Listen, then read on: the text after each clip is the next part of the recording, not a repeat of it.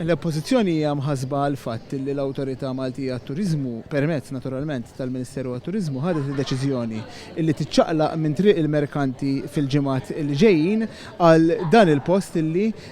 sirna nafu mhux b'mod uffiċjali illi huwa Smart City. Id-deċiżjoni jekk mhux Smart City jew le għalissa ma nitlux fil-mertu tagħha. Iżda li hu żguru illi ma kien xejn approprju adattat il-mod kif it-tmexxija tal-Awtorità Maltija għat-Turiżmu imxiet mal-ħaddiema tal-awtorità dawn il-post minn fejn jaħdmu jaffettwalhom il-ħajja tagħhom, jaffettwalhom il-kundizzjonijiet tal-għejxin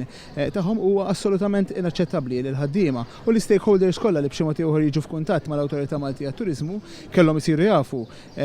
permezz ta' kumment b'kombinazzjoni minn Jason McCallef iċ-Chairman tal-Valletta 2018 illi l-Awtorità Maltija għat-Turiżmu ħad titlaq minn hawn tmur Smart City u mbagħad minn fuq ir-radju jew minn fuq il-medja minn dak li qal il-Ministru jidrina li mhux aċċettabbli l-Oppożizzjoni ilha tappella biex il-Gvern jitkellem dwar il-ħsibiet illi huwa għandu l-Oppożizzjoni wkoll f'wieħed mid-dibattiti li kelli jiem mal-Ministru tat-Turiżmu kont żvelajt il-pjanijiet tal-Gvern, però huwa ta' diżappunt għal ħafna li l-Gvern naqas milli jitkellem